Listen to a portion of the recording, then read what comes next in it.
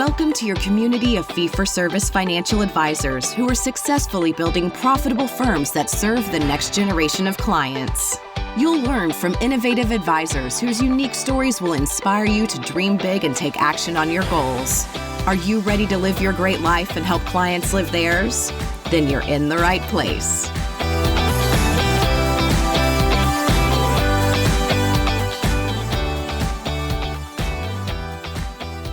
Hello and welcome to this episode of XYPN Radio. I am your host, Alan Moore, and I'm excited to welcome XYPN member Sarah Ponder, founder of Real Estate Wealth Planning, to the show today.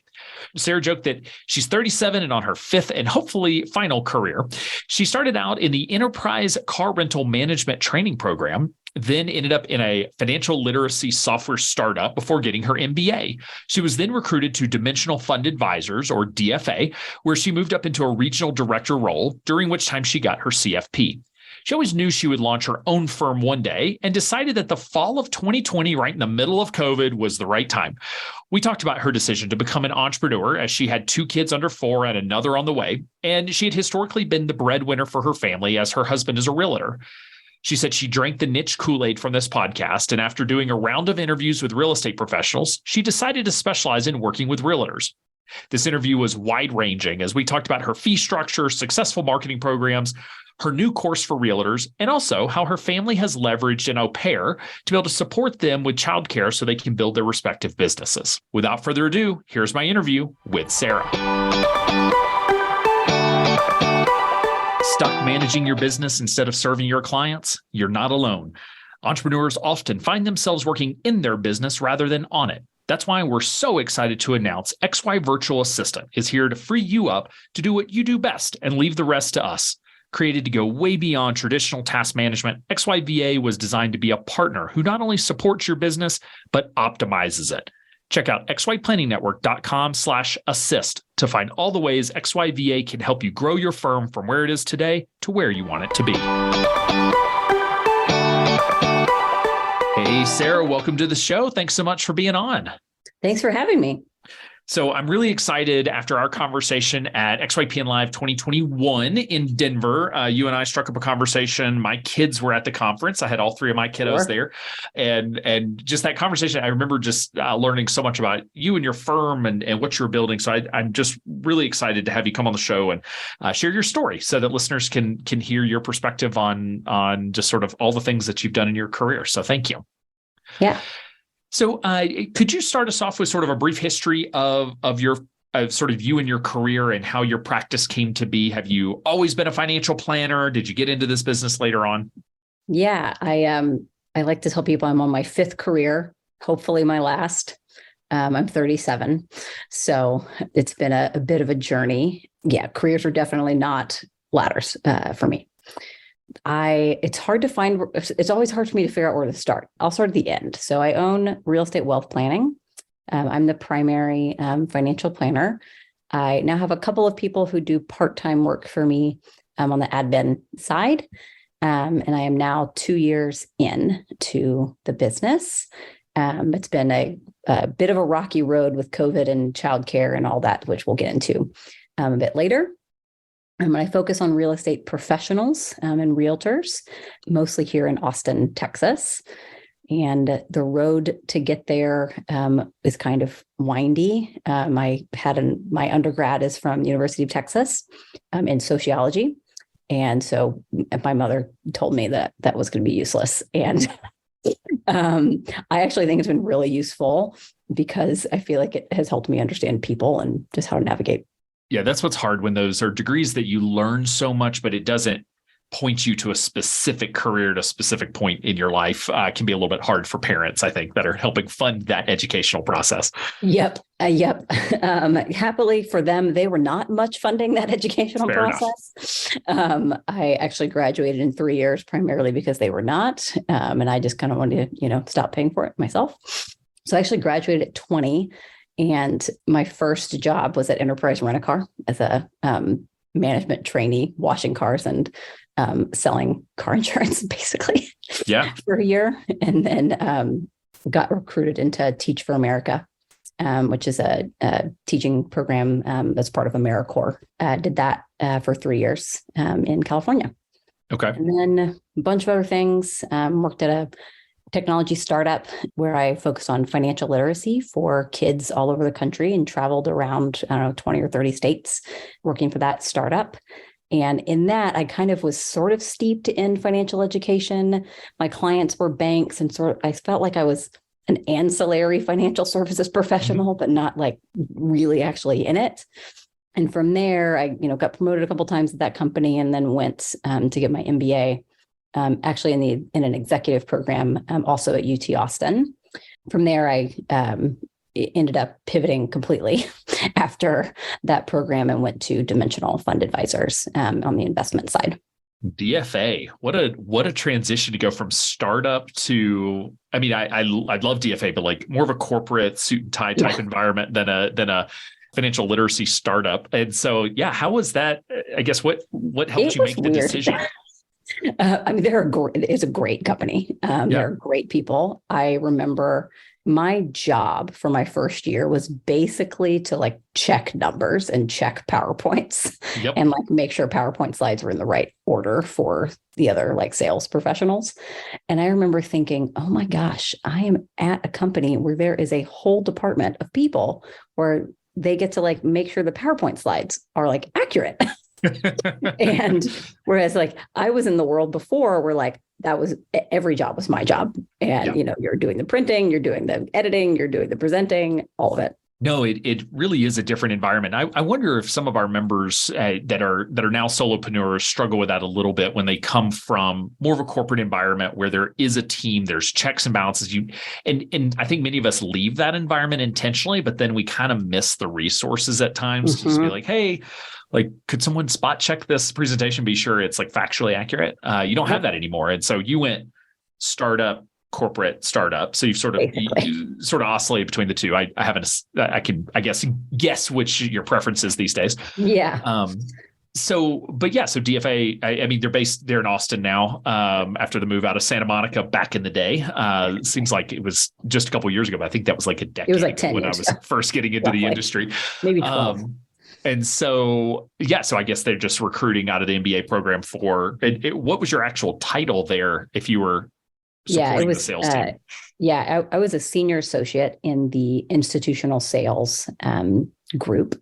And so I primarily was supporting regional directors that worked with, foundations, 401k plans, nonprofits, et cetera. I was a senior associate probably maybe a year and a half. I think I was promoted to regional director after 2 or 3 years, but I don't remember exactly. And then I had my own kind of smaller book of business that I was working on. See, I thought everybody was a VP. So no, I was not. So you're at DFA, you're moving up the ladder. You've got your book of business now as a regional director, which is a pretty big deal. What started the thought process that maybe launching your own RIA and pivoting yet again would be the direction that you'd want to take it? Yeah. So again, kind of a long story. I'll try to keep it short. So I was at DFA on the sales. There's 2 basic sides. There's institutional and there's advisors. And I was primarily on institutional, but then I moved into this hybrid team where I was actually on the team, or I was sitting next to the people who supported XYPN advisors. And so that's how I found out about it.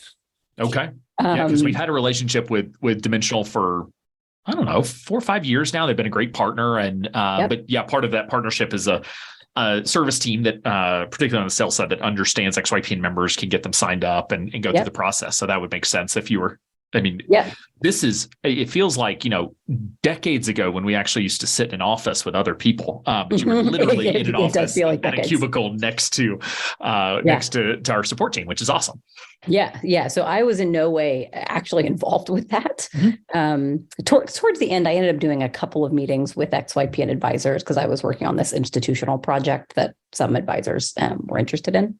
Okay. But yeah, primarily I just kind of absorbed it through all of my colleagues. And then, of course, I listened to the podcast, started reading all the stuff. I did my CFP over like 2018, 2019, while I was at Dimensional and kind of across some maternity leaves. And I had planned on eventually becoming an advisor because, since I was like 18 years old, people were like, what does my W-2 mean? And like, what's an HSA? Just friends and family. Sure. And it's definitely what I enjoyed doing. I just didn't think I would actually go out and do it until my 40s, which is still several years from now. But then, as we all did in the pandemic, we all kind of reevaluated our work lives and home lives. And that was me too in 2020. So you had kind of had a sense that financial planning was a direction you wanted to go, just thought it would be later on. Yeah, I did. Yeah. Okay. That makes sense. Yeah. And it's people would assume, "Hey, we're in financial services, like working in dimensional is very different than running an RIA, and just all that comes with that." And so you get your CFP, you've learned the financial planning process, COVID hits. I guess what ultimately made you decide that was the right timing for you to launch your own firm? Yeah. So personally, it was a relatively pivotal time. My husband, Ross, we have now been married 10 years as of a week or two ago. And I had actually been the breadwinner almost every year for our relationship by design. And he was in sort of grad school a long time and some other stuff. And then after we had our first child, Lucy, in 2018, he ended up getting his real estate license, and just so we could have a little more flexibility. And by 2019 and 2020, he had ended up doing really well in that. And at that point, he was making enough money and to support the family. And so, we didn't have a need necessarily for me to have a, 6-figure W-2 job anymore. Obviously, it was helpful, but it wasn't required anymore. And so in 2020, at that point, we had 2 kids. I had Lucy, who was born in 2018, and then Hank was born in 2019. I finished my CFP and took the test when he was about 2 months old. And then in 2020, I was pregnant with Ruth, my 3rd child, and I just didn't really feel like I wanted to do the Zoom at home corporate thing anymore. And, no offense to DFA, they're a great firm. It was just time for me to kind of have more flexibility around my family. And so starting in that summer of 2020, I didn't know really what my niche would be. And then by almost pure happenstance, my husband, who's at this brokerage called Realty Austin, he gets this presentation to this group of agents that he's in, which is like this top performing group of agents. Everyone in this group makes, 10 million or more in sales. So, net, 300K or more kind of an income. And they get this presentation from this like quote unquote financial advisor. And as it happens, my husband's associate, who is also the husband of another dimensional person, they're watching this thing together. And even though neither of them are investment advisor people, they're married to financial people. And they're watching this thing and they're like, this is not right. And they just like knew that the things that she was saying were off. And so they flagged it to me. And then that basically gave me this entry to doing a presentation at that firm, at that brokerage, in front of that same group, where I just talked about what it is to be fee only. How do you find a financial advisor? What are some basic financial principles that every realtor should know? And I wasn't registered yet. I was just kind of giving them a education. And that, along with, I did probably 10 or 15 market research interviews with realtors that summer of 2020, just to see what they needed, what types of experience they had with financial advisors. And from there, that's how I formed my website, my niche, my pricing, all of that. Very cool. So tell me about those interviews that you did. Like I hear them called informational interviews, market research interviews. Like clearly you were already sort of thinking real estate professionals because you're sitting down with these folks. Like what was the conversation to get them to sit down? And then how did you best leverage the time that you had with them? Yeah. Well, I mean, I think at that point I was probably already listening to the podcast. So I was, being, trained at the, the well of the niche. Of course. And so I knew I needed to find a niche, and I literally just started Googling, was like, oh, there's not really anything for realtors that's, clear and compelling, and like there's not a ton of realtor advisors. So my husband just connected me with a few people that he knew, and realtors are like good realtors are just great people, and they just love to connect with people. So it wasn't hard to get meetings with them because honestly, like they wanted to ask me stuff and I wanted to ask them I basically just asked them like, what was their financial history and their experience in the industry? And if they wanted a financial planner, what would they want? And, do they know how we're paid and how much would you want to pay? And I just asked things like that. Okay. And only one actually had a financial advisor that was fee only. And as it happens, he was also the only one that like actually had his act together financially. And so, may have had some that thought they were working with a fee only advisor. And we're not. Yeah. So just so I'm clear, does realtor automatically mean real estate investor as well? Do they tend to eat their own cooking, or are those two different things? So I view them as two different things. They do often eat their own cooking, though. Okay. That I would say over half of my clients have at least one other property other than their primary residence. But not everyone does. Okay. It's a high, you need a lot of capital and, to actually buy one. Right. I mean, it's just interesting. I mean, real estate investing is so interesting anyway, but the fee only community, if we're generally charging 1% of AUM, we heavily discourage rental properties or investment properties because that doesn't, whether we want to admit it or not, it's conflict of interest. Yep. I came across a lot of advisors that were just not interested in dealing with clients that had investment properties. And I think part of it too was there was sort of this, I don't know if it's reality or myth, but it was sort of like once you buy your first one, you have to buy a second and a third. Like it's kind of like tattoos. No one has just one tattoo. If you get one, you get 12. And investment properties kind of end up that way. And so all of the money ends up sort of sunk into the next investment property instead of just like funding your Roth or your 401k. Yeah. Which just requires a different skill set and fee structure service model to be able to support clients who do have significant wealth in investment properties, because you're certainly working your tail off to help them with that side of the business. You just can't be AUM only. Yeah. Yeah. So my fees are primarily net worth based. Sure. And we benchmark that. So for the real estate, we basically take what's the lowest possible number in order to get the client's net worth as low as possible, so that their fee is as low as possible for us. But, generally speaking, for a comprehensive client, our minimum fee is $7,500 a year. Okay. Most clients range from $7,500 to $15,000. The average, though, is in that $7,500 to $10,000 to $12,000. The clients that are higher tend to also have a bigger portfolio, an investable portfolio that we take into account as well. So are you also charging an AUM fee on investments that you're managing? No. Okay. So it's really a net worth calculation. Is there a percentage of net worth that you use? Not really. It's just buckets. So roughly if you're under $1 million, then it's that 7,500. And then it kind of goes up like to 10, 12. And then above 2 million, it's roughly 0.6 of net worth.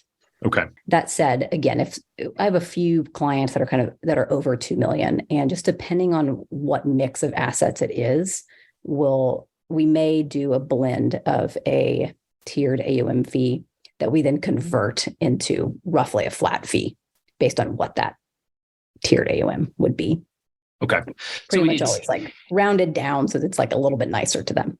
Yeah. I mean, I was going to fuss at you for saying you try to get people's fee as down as possible, but you're also like, you've charged a base fee of $7,500. So like, yes, I would encourage you to take a middle, median instead of low. However, mostly you've it's done for a good job of bringing that up. I don't want compliance to come at me and be like, oh, this person's 1.29 net worth, 1.29 million. Why are you charging them X when I'm like, let's just call it 1.2. And put them in that makes sense. And the buckets make sense. It makes sense to clients when they can see like, okay, like I'm here, therefore I'm paying 7,500. I'm here, therefore I'm paying 12,000, whatever the number is. It does simplify it for clients. Yep. I'm curious about working with realtors. So many times, and listeners to podcasts have heard me say this. Anytime I'm talking to someone with a niche, that many times people with a niche get accused of, oh, it's just marketing. I could work with realtors. Any fee-only advisor who has their CFP could work with realtors. What is different in terms of your process? What what you're providing, maybe than what some of the other advisors are doing that allows you to win the business of these realtors? Yeah. I would say, I mean, I have an MBA and my orientation is very much also around business coaching and sort of benchmarking. And so, if they come and ask me, hey, I'm trying to set up my salary in, my payroll system, can you give me some thoughts on what's a good salary? Well, yeah, because I've got a couple dozen other clients that are doing the same thing and I've got a bunch of documentation. So I can give them good guidance on how profitable are you? Should you be spending money on that in your business? If you hire someone, kind of how should you structure it? So sort of those financial planning things that are really just business things that just come with knowing, having a client base like that. And then, the thing I didn't know that I would learn a lot about is taxes. I literally had no idea I was going to learn this much about taxes. When I started this 2 years ago. But I mean, now that I've looked at, several dozen tax returns, I can kind of say, oh, you didn't have anything on this line item on your Schedule C, why not? Little things like that. Yeah. So it really is being able to incorporate tax knowledge, and then the business that makes perfect sense. The business sort of run the business of a small real estate office or realtor office, incorporated in with their personal financial life, because those two things are inextricably linked for most realtors. They are. I mean, it's not like a traditional business that typically you could, value and sell later. Maybe if done right, but mostly not. I mean, mostly when you stop selling, you're done. And I mean, that's that you can have great years and terrible years. I imagine 2022 or 2023 may not be the best year for realtors as interest rates go up and such. But, there's going to be great years, going to be bad years. And that's, and their income certainly follows the market. And sometimes, I mean, I'm sure there's a lot they can do to increase their income, but there's a lot of stuff outside of their control. They're not. There is. Yeah. W-2 salary. It's been a brutal few months for sure. And yeah, I guess what are the conversations you're having with your clients, given where interest rates are at and what's going on in the market? Yeah. I mean, yeah, it's very interesting. Most of my clients who've been in the business a long time, coming up on 10 years or more, honestly, most of them are pretty much fine just because they have a big enough sphere of influence and network already. And, at the end of the day, some people still need to move for structural reasons. And so they're pretty much fine. I have a few folks who are kind of newer in the business, career changers or whatever. Typically they have changed careers because they have already saved a lot of money elsewhere. And so that's kind of like me. When I changed careers, I had already saved a lot of money. And so I felt like I could take a leap. And so those people, it's the same thing. It's coaching them on, doing the same things that you do in your business to keep your business growing. You keep staying in touch with clients, everything is cyclical. It's weird that we're at this sort of real estate stalemate where I saw I don't try to I don't post memes, but I saw a meme that buyers think it's 2008 and sellers think it's 2021. That sounds about right. And it's, I am very much a market-based person. And I'm well, if you're selling your house and you're listing it for 700,000 and nobody's biting, maybe the market's just telling you it's only worth 600 or 650 and maybe take that offer. So eventually I think that is going to have to come to a head because, markets have to move eventually. For sure. My dad always used to say it's only worth what someone's willing to pay for it. Exactly. So you can say whatever you want. Right. So where are you having success finding clients at this point? It sounds like you were able to get in that presentation. Have you been able to do more of that kind of thing? Yeah. So I don't do I haven't really done any paid marketing, though I am going to be a partner of a local real estate organization here in Austin next year. I'm a small partner, but primarily it's been referral. And I do with the Austin Board of Realtors, they do like continuing education classes, and they can have affiliate members. I'm an affiliate member of the Austin Board of Realtors. I can speak at their classes for like 5 minutes on Zoom once a month or so. And when I do, that builds my email list. So my email list is over 1,000 realtors at this point, mostly here in Austin. And so it's basically just my direct email and referrals and talking to the Austin Board of Realtors. And I've done a number of just little small webinars that I've hosted myself. Yeah, I mean, there's something to be said for being able to even get access to those types of groups. And I think that's the other value of having a niche is that if I just showed up and said, no, really, I know what I'm talking about, I'm probably not going to get in front of that group. Those groups have been burned too many times by bad presentations, people who didn't know what they were talking about. Like, they want to know that you're the expert. And when they go to your website and the name of your niche is in your, in the URL, it's plastered all over your website, is very clear who you work with. Yeah. That's going to give you access that most financial planners just simply can't get. And then, I mean, that's just access. And then you get to show up and really show off your expertise. Yeah. I mean, again, that's exactly what I did at the very beginning when someone did a bad presentation, and then I was brought in basically just to correct what they said. Just to clean it up. And that's awesome. Yeah. And I would encourage folks, as you're thinking about, it'd be easier if I could give you a decision tree on how to find a niche, but natural market is part of the decision process. That some people have their own market. Some people have a market that because of their spouse or partner or parents or kids.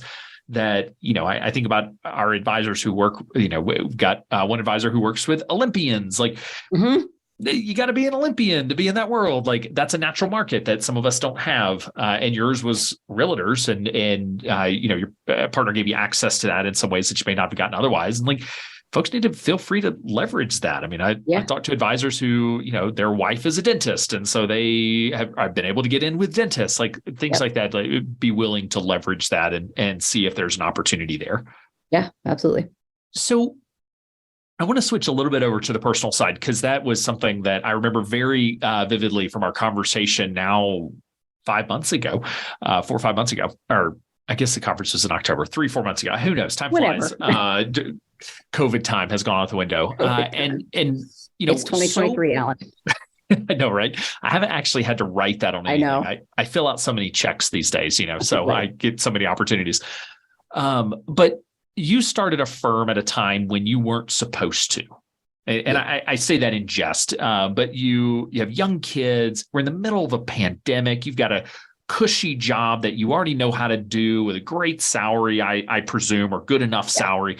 Sure. Like you took a leap at a really unique time, and candidly, a lot of advisors in XYPN did, and it's always fascinating to me to hear the conversations about this. And so, that was a weird time. That was a tough time to choose to do that. And how did you ultimately get through all of there are a whole long list of reasons. I just gave some of why you should not have launched then, but you ultimately chose to. How did you get through that list of reasons not to? Oh, man. I mean, I would say, long story short, I launched then because I was just itchy and I needed to. Yeah, well, that's fair. That's a good reason as any, I guess. Yeah. 2020 was just, everyone, it was just weird for everybody. Yeah. But I don't remember if I said earlier, so I was pregnant with my third child, Ruth, who as of this date is now 21 months. So I just really felt like it was time for me to be entrepreneurial, because that's where my spirit was. I didn't come from any money. I paid for school myself. I taught myself everything financial I learned on my own. And I never actually had truly what I felt like was a financial cushion to do anything entrepreneurial, probably until 2020, even though within every organization I'd ever been in, I was kind of trying to push the envelope and do new projects and creatively do whatever at that organization. And that became really clear at DFA at that point for me. Just that, the project that I needed to do didn't quite fit into their business goals. And I was just ready to have my own sense of freedom over my own time. Even though obviously being an entrepreneur means that now your boss is your business. Yep. Don't get full flexibility, but a lot more Right. flexibility than a 9 to 5 with a manager. Absolutely. Absolutely. So yeah, I was just ready to not work for anybody else. And yeah, like I said, I'd done my CFP over the last couple of maternity leaves. Yeah. So it was just time.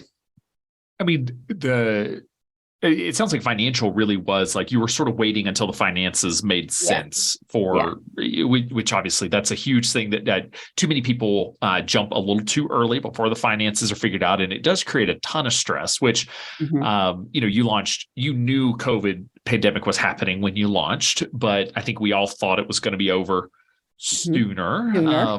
We ended up having our third kiddo in January of 21 because we thought, COVID will be over. It'll be great. And, right. Ruth was March of 21. Yeah. And it's like, we were, I don't predict markets. I'm not a market timer, clearly, but I mean, it makes sense that ultimately, if you get the financials where it makes sense, and then that it gives you the ability to launch, that if something does happen, there's a hiccup, there's a lot less stress associated with that. Yeah. So you launch your firm, you have 2 kids, you have another one just a few months later. Many of our members, as part of COVID, became I've heard the term on-call parent, which I appreciate. Some became the homeschool parent. Most became the on-call parent. I guess, how did you and your husband work through the dynamics of you're both entrepreneurs? You've got 3 kids now under 5. Like, how did you initially sort of set that up so that it worked for both of you? Yeah. Well, when we first launched, I had an au pair, and we got very lucky. We got our first au pair right after I went back to Dimensional in early 2020. So right before everything got shut down. She, moved in with us in February of 2020, but then she's had some, personal family stuff and ended up leaving a couple weeks after I launched my firm. Okay. In November-ish 2020. And so that kind of put us in a bind because at that point, our kids were 3 and 1, and I was pregnant. With the third. We were able to kind of scramble, and our church actually has a day school, and so we got the 2 kids in there. But being that it's a church day school and that it's COVID, it was still extremely unpredictable. Yeah. Because, there's lots of, planned days off and then plenty more unplanned days off. I felt like every other week in 2020, we had at least 1 or 2 kids home from school, either sick or someone else was sick. Yep. So we didn't get our second au pair until September of 2021. So you waited. Yeah. So there was a pretty big gap there, almost a year. Yeah. So Ruth was born at the end of March. And between when I launched my firm and when I had Ruth, I took on 3 clients. Okay. Kind of right out the gate. And I still have 2 of the 3. One of the 3 had to be graduated for various reasons.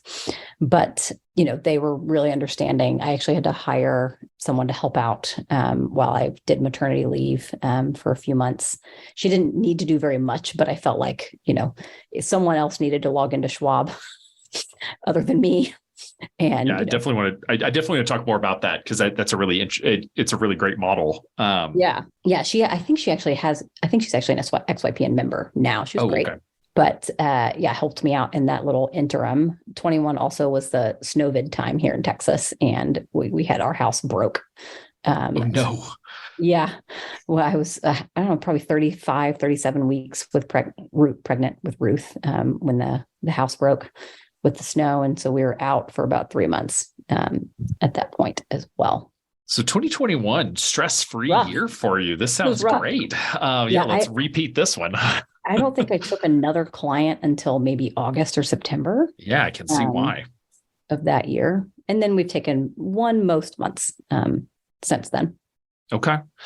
So yeah, a lot to unpack here. So first off, with the maternity leave coverage, this is something that, so many, about 55% of XYPN members will say they never want to hire a full-time person ever, but it doesn't mean they don't need support. And when they have parental leave, they want to take a vacation, sabbatical, whatever the thing is, when we're responsible for trading, that comes with certain legal obligations. So how did you go about finding someone and then sort of engaging with them to cover that time frame for you? Yeah. So at that point, I think I just posted in the XYPN forums for that one. It was just for like 5 hours a week and like, please monitor my email and set up Schwab forms, for these 3 clients that I was onboarding.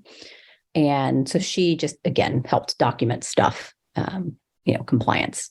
And she, I think, had been trained via Simply Paraplanner and got her CFP. And so I think I interviewed, I don't know, probably 4 or 5 different people at that point. And she was a great fit. So that was easy enough. Okay. So you found someone who was licensed, who had experience starting. Was she starting her own firm? I guess if it was in the forums, I mean, she was starting her own firm. Yeah. And how did you handle compensation? Was there sort of a flat fee per hour? Yeah, okay. I think she was about 40 an hour. And then she was with me through early summer until she went and launched her firm. Okay. And by early summer, things were a little more stable for us. And we didn't quite have our au pair back yet, but I only had 1 kid at home at that point. And then later in 21, I hired an operations person who was also about 10 hours a week. He also did, Schwab paperwork, basically. He didn't trade. Nobody else traded. I've done all the trading. But so was there a risk when you were on maternity leave that a client asked for a trade, she can't do it? Did you have to log on and handle some trades or rebalances or anything like that? No. I think my clients were well trained. Okay. Because, most of them didn't actually have a whole lot other than in Schwab, or now I use Altruist primarily. We're transitioning. And so mostly it was just getting their initial portfolio, their initial, first year contribution set up. Okay, that's fair.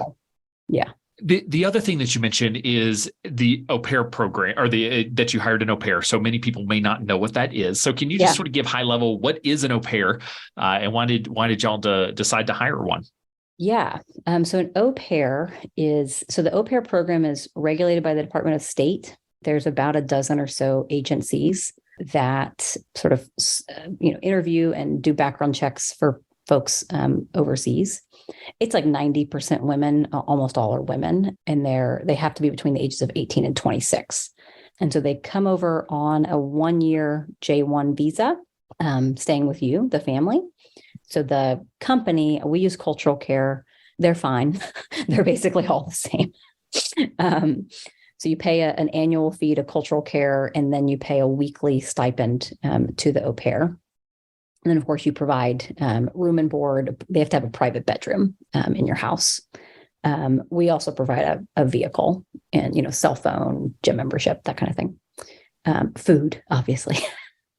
But it is a lifesaver. It's a lifesaver. Yeah. So this is a live-in, usually an international, or I guess always international. So someone's coming in internationally, but it's a live-in nanny program, and they work 45 hours a week, right? Like it's a full-time job. And what is sort of the one class while they're here? Okay. So that's part of the program, is they have to be taking a class. Yeah. There's a lot of ways to do it. Some of them can do it on a weekend, but yeah. And what is sort of the estimated cost of a live-in nanny, I guess, to the program, and sort of like overall, what does that end up costing you with food? I estimate it's somewhere like 25,000, maybe a little more. So a year. Yeah. Which is heck of a lot less than nannies, a full-time nanny in the States. There is some pretty significant cost savings. There are. I would say that you have to be really committed to the actual cultural exchange aspect of it, though, because that's what the program is. So our last 2 au pairs, our current au pair and our last one, are from South Africa, which, because we have very small children, virtually everyone from South Africa is practically a native English speaker. Okay. And so that is very helpful for a very fast-paced household. Sure. With small kids. We will probably transition to au pairs that speak other languages when they're older. But yeah, so the obvious upsides are someone in your house there to help, much more flexibility with scheduling. But obviously, like you have someone in your house, and so you need to have a relationship with that person. And there can be ups and downs with that relationship. And so you have to be someone who can kind of handle ambiguity and handle, a new person in your house. Yeah, I mean, because you're really getting someone, what you said, in their early 20s, late teens, early 20s, that's coming to the U.S. possibly for the first time. And it sounds like they're more of a part of your family than an employee at that point. Absolutely. I mean, obviously you're paying them, so they are technically an employee, but it sounds like you're kind of treating them more as a family member. Yeah. Like I would say you basically need to require-ish that they eat a number of meals with you throughout the week, just depending on what their schedule is. Maybe it's dinner, maybe it's breakfast, but you want to be able to have some like downtime with them. And because again, it's cultural exchange. Like you want to have the opportunity, if your au pairs from Germany or from Australia or wherever, South Africa, South America, you want to be able to ask them like, okay, it's July 4th. Tell me about your, similar holiday. And you want that time. So they're with you a year, and you can re-up for one more year, right? But you're kind of capped at 2 years. Is that accurate? Yeah. And I would say the majority of them that stay a second year go somewhere else just because they want to travel and kind of see other parts of the country. That's fair. Yeah, I think about places like where I'm at, Bozeman, Montana. That would take a certain person who is like, yeah, the winter, the mountains. That sounds amazing. Yeah, you got to be really honest with your au pair about what their life is going to look like. Because you don't want them to come and then just be like depressed because, it's okay if you live in the middle of nowhere, but they just need to be aware of that and maybe have transportation. Yeah, growing up, we had exchange students, and I just remember like we lived out on a farm in the middle of nowhere. I mean, we were 30 minutes from Auburn, Alabama, which is not a big town. And I just remember wondering about this like this teenage kid from Japan who like comes to America and he's in the middle of nowhere, Alabama. I was like, is this really what he signed up for? I'm not sure they were giving him quite what he was hoping for, but hey, he was great. And one of my brothers ended up going overseas to stay with him as an exchange student program. So like it worked out well, but yeah, to your point, like you got to be honest and open about what's going on. And no, I appreciate you sharing because my wife and I have looked into the au pair program. You and I have talked in the past. We got caught up with the prior presidential administration. They nixed a certain type of, you said the J-1 visa, which I think it was trying to reduce the number of, it was something. I don't know what it was. Honestly. I think it was foreign workers coming to America for jobs like in development engineering, that sort of thing. Either way, it ended up catching the au pair program, which was basically eliminated for about a year. And so that fell through for us. So we weren't able to take advantage of the program. So we academically I understand it, but I've never had an au pair and have it take advantage. But it sounds like it's been a lifesaver for you and your husband to be able to make this work with a two entrepreneur household, having that support. Yeah. No, it's been great. Particularly our third Noni has been phenomenal. Okay. And I was going to say third kid, going from 2 to 3, that's a different story as well. So, because, and again, you and I were talking about this in the pre-call, but like your kids are also in daycare. And so this is not their full-time daycare, which is actually a really great way to do it because you're kind of stacking. Yeah. Like what hours is she generally working? Generally like noon to 8, roughly. Okay. She'll take them to school once or twice a week. But because one of your kiddos, you said, comes home at noon. Yeah. The 2 littles have basically been in school kind of in the morning, 3 to 5 days a week. And then the almost 5-year-old Lucy goes till 3. So she does a lot of the pickup drop off. So you got to find, if you want someone to drive, you need to be able to screen for that too. Yeah. Because that's pretty important to us. Yeah. So for listeners who are out there, I mean, there is help because in the end, look, it takes a village to raise kids. Whatever your philosophy is, as someone who moved, my wife and I are not from Montana, having 3 kids here. Like we don't really have family. My mom ended up moving out here. So it got some support, but like don't really have family. And so you kind of have to buy the family support that you would have if you lived near, all of your cousins and aunts and uncles and grandparents and such. And so the au pair program is a really awesome way. I appreciate you sharing those details because I think most folks have not heard of that or have only heard of like a bad experience. But it sounds like you're happy with it. And it sounds like you'll continue to do the program. I think we will. Yeah. Our first and second were mostly good. The endings were not ideal, but we navigated it and we learned a lot. And I think our third, we have approached it, I think, better. Expectations. It can take some trial and error. I would encourage listeners to understand that you cannot do it all. No. And, as a entrepreneur, as a parent, as a partner, as a spouse, like there's too much to do. And I feel this way where we have daycare and we have a full-time person who, manages household stuff. And like, my wife's an executive. I'm an executive. Like there's just not enough time, even with a full-time third adult, to get it all done. And there's still mornings we wake up and we're like, how did the house looks like an explosion with the kids. Like, and part of that is ages. Mine are, I've got 8, where are they now? 8, 4, and 2 here in a couple of days. So like they're young like yours. They leave an explosion of junk behind them everywhere they go. Yeah, I'm just like, how did the wrapper for your sucker end up in 7 different rooms across the house? That being said, you can't do it all. And so, leveraging the help. And again, this is a very affordable. Now it sounds like it's probably a little bit more time intensive and maybe more emotionally intensive in a way because you have this new kid that's an adult, but a new family member. So be aware of that going into it. But that's a really interesting program. Do you leverage, I'm just curious to ask, do you leverage any other like laundry service, cleaning services, things like that? It sounds like you outsource, you're willing to outsource. So yeah, my aunt comes over and helps. The au pair actually she can do, as part of their role, they can only do child related chores. You cannot ask them to clean your house, nor should you. But so she could do like the kids' laundry and stuff. But no, my aunt comes and helps a couple days a week. So we have a literal village. Yeah, I mean, and we're still bananas all over the place. But that's how I feel too. Sometimes I'm just like, okay, how many people do we have and services and such to help support? Because there's, again, you can outsource laundry, you can outsource cleaning, there's a lot of stuff, meal prep. There's a lot that you can do. Yeah, we just eat. If it comes from a Costco package, we eat it. Exactly. Basically. I used to cook. Yeah, we feel the same way. Like we'll get back to that one of these days. So one of the other things I want to take topic back to a business related topic that came up when I was reviewing your website, and that is that you have a course on your website. Can you talk about that? Because I know a lot of advisors are thinking about launching a course. Maybe they've sort of dabbled in it. What made you decide? Well, one, like what is the course? Who's it for? And then what made you decide to build that? Yeah, well, so I have a background as an educator, and I had worked in kind of course at that startup that I worked at was a financial education online course, basically, an asynchronous one.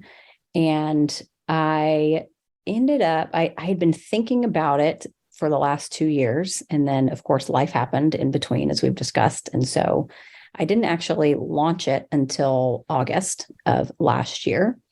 And I hired a design firm to kind of help me just think through the structure of it, because they design courses. It's called Design Hacker, and they had created a bunch of, just visual templates that were helpful to make it just look nicer on the website, because that is not my strong suit. So I worked with them throughout the summer to kind of get it modularized or whatever, write the course content. And then I did the first cohort in August, and I did my second one in December, and had between 5 and 10 people on each one of them.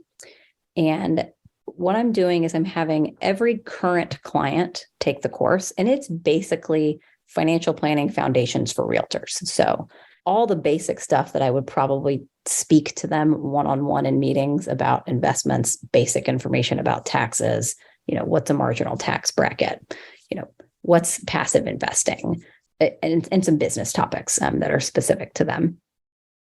Basics on, things to look for in estate planning, things to look for in insurance, super basic. But it's about 8 to 10 hours of content. And I also that's a big course. Just like 8 to 10 hours is not small. That's a lot of content. It is. So, I'm kind of walking them through a lot of the documents I've either created or licensed from like FP Pathfinder. I've created, like a chart of accounts for QuickBooks or Xero. That's, pretty good for realtors. So I show them that. I show them like how I set up their right capital, et cetera. So I have a lot of documents that I want to share with my client base or my potential client base. And doing so in a course method is just more efficient for me. And so I've had almost every current client has already taken it or will be taking it, just as a refresher of some of the stuff I tell them. Okay. And then I've ended up in each cohort, I've had 2 or 3 people who were not current clients, just pay for the course. And then most of them are coming on as clients for financial planning. How much did you charge them to go through the course? About $750. So are the attendees, are they interacting with each other through this program? So it's just on Zoom. Yeah. Okay. So I mean, did compliance give you any concern about like now your clients know who each other is? They know each other's names, like any privacy issues or anything? Did anything like that come up? I mean, everybody knew what they were getting into. Okay. No, I mean, that's great. I hear there are a lot of compliance professionals out there who know is their favorite word. I work with the XYPN person, and he used to work in the Texas board. Patrick. So I asked him all about this. Yeah. And he was like, nope, it's fine. Now that said, as of 2023, I have changed the ownership of the course to a separate LLC. Okay. Because while I can sell the course within my RIA, I can't ask for testimonials and I can't do affiliate referral fees. So I can't, if I say, hey, mortgage lender, you've got this big base of realtors, can you send out this link and I'll give you 20%? I can't do that under an RIA. Okay. But I think that's state-based. There are some RIAs can, some can't. So just to be clear, that's every state is different. Please talk to your regulator. We are fortunate. We have a couple of prior Texas regulators on the team, Patrick being one of them, who is awesome. So shout out to him for navigating this with you. Thank you, Patrick. Because I've heard of plenty of advisors that are doing like a course for those who can't afford their services. I'm not sure that I've heard of anyone. What it's kind of for. I mean, I'm hoping in 2023, once my email inbox is under control, I'm hoping to kind of actually market it more to people who, cannot afford big financial planning.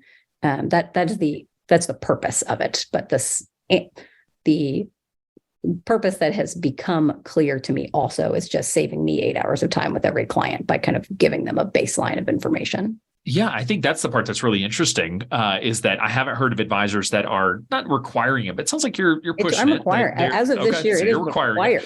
I'm not sure I've heard of anyone. Part of our onboarding fee. Yeah, I'm not sure I've heard of an advisor who is requiring going through the course, which I think is awesome because to your point, it is allowing you to leverage your time, scale your time. We do this at XYPN where we put advisors into cohorts and we're taking them through content together and it's much more streamlined. But advisors, one, they tend to not have a clear enough niche. So therefore they can't put people through a course together. Or, again, there may be concerns. Well, what if they start talking about us or whatever the thing is. But no, that's a really cool model that I have not seen before. So I'm interested in hearing how that continues to go and grow for you, because I imagine that will become a great lead funnel for you as well as people go through it that are not yet clients, but also again, like getting your clients up to speed on all topics related to their personal finance, kind of giving them that foundation is amazing. Yeah. So I guess two final things. One being sort of what's next? Like what's your focus in 2023, maybe going 2024? Like what's coming down the pipe for you that listeners might be interested in? I would say getting the course up and running beyond just my, current and kind of ancillary client base is a big focus. The other big focus, we didn't talk about this much yet, is so my husband and I sort of work together, but not. So my husband, he's the founder Oikos Real Estate Group. So he's just a residential real estate broker. And, for fee only purposes, we don't share clients. He doesn't refer clients to me primarily because most of his clients are not realtors. Okay. That makes sense. And so there's no reason for them really to come to me. But what we have found over his business for the last couple of years is that a lot of financial planners want a realtor that is not just transaction oriented, and that is like a little more knowledgeable about contracts and financial planning. And so he's ended up working a decent amount with clients of other fee only or similar advisors. And so I've kind of helped coach him on how to do that well. And then sometimes he has clients that are, just going through a transaction and just need a little bit of, hey, think about where to draw that down payment from. Sure. Kind of thing. So that's been really interesting. I think both of us we really want to bring more like fiduciary principles into the real estate world and transactions because, it can feel very transactional. A lot of times, when the deal is done, you never hear from the professional again. Yeah. And I think, we very much believe that, real estate is often a core base of people's wealth. It's not the only place you keep wealth. I mean, half of our wealth is in the market. The other half is in real estate. And we think it's really important that both agents and people who buy and sell houses themselves are educated on how to make a good, financial decision for themselves. Sure. So what is that going to look like? Is that a flat fee real estate firm? Is this supporting fee-only advisors? I guess what is that structure going to look like? Yeah. So his company is just a traditional real estate brokerage. So when you work for when you're a real estate agent, you work for a broker, and so you're under their fee. So yep. They basically all charge 3%, though the National Association of Realtors would say, or whatever you want, but it's usually everyone charges 3. Heaven forbid you charge 2.5 or 4. Pretty much, which actually, so realtors actually are fiduciaries, and they actually are only paid by their clients. So I don't know why they're not considered fee only, but that's a digression. Anyway, so no, it looks like me being a strategic advisor to him and kind of vice versa. Got it. Informally, but I think I'm on his new website as a strategic partner. But we just think it's really important that when someone is making probably the biggest purchase of their life, that if they have a financial advisor, that financial advisor should be working with the realtor in consultation and should be fully, apprised of the transaction, as opposed to, hey, I'm buying this house, or hey, I'm selling this house. Because we see that a lot where it's just done in kind of a vacuum. Right. And then you send them. Yeah. And hopefully you can find the paperwork to send them after the fact. Right. Right. And so he's done a good bit of, because, he only works in Austin, but he's in a national, he works for Compass Real Estate Brokerage, which is national. And so a lot of what he does sometimes is interview a client, an end client, and then interview realtors in other markets to try to find someone that's also a good fiduciary of that transaction, and that would work well with an advisor. So very cool. All right. So as we're coming up on our time, I want to ask you the final question, which is, if there's one piece of advice that you could go back and give your younger self, whatever point in time, maybe this is when you're thinking about launching a firm, maybe this is a year in, what do you think that one piece of advice would be? Oh, man. I go back and forth on this a lot, but, once all of your needs are met, net worth is just a number. And also every decision you make is less permanent than you think it is. Particularly as entrepreneurs, we have the ability to reinvent ourselves and our businesses, as life changes. And I know that I personally felt the fear of, that one client that got graduated. It was a mutual decision. They were my largest client at that point, but, it didn't hurt my business. And, it ended up being amicable enough. And I've still been getting referrals from people around them.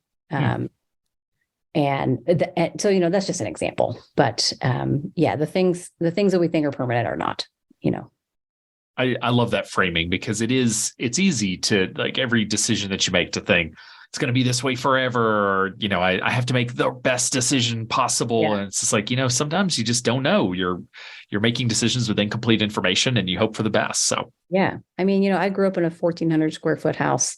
I live in a much larger house now. I think like, if something bad was to happen, I would have no problem selling our house, packing our family into a smaller house and just enjoying that. The situation that most people lived in for most of Earth's history. Right. Absolutely. Well, Sarah, thank you so much for taking the time to come on the show and share your story, your journey, and how you've been able to make entrepreneurship successful for you and your family as we've come through the pandemic and are building just an awesome firm, and excited to see what continues to come down the pipe for you. So thank you so much. Well, thanks for having me. I really appreciate it.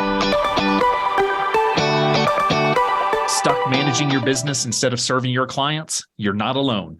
Entrepreneurs often find themselves working in their business rather than on it. That's why we're so excited to announce XY Virtual Assistant is here to free you up to do what you do best and leave the rest to us. Created to go way beyond traditional task management, XYVA was designed to be a partner who not only supports your business, but optimizes it. Check out xyplanningnetwork.com/assist to find all the ways XYVA can help you grow your firm from where it is today to where you want it to be. Also, be sure to go to xyplanningnetwork.com/VIP to join our private Facebook group for fee-for-service advisors. It's the community you've been looking for that's there to provide support no matter where you are in your journey. Best of all, it's free. Again, that's xyplanningnetwork.com/VIP. Thanks for listening to XYPN Radio. If you enjoyed the show, please be sure to leave a review that will help grow the movement of fee-for-service advisors, serving next-gen clients and building the firms of their dreams. That's all for today's episode. Until next time.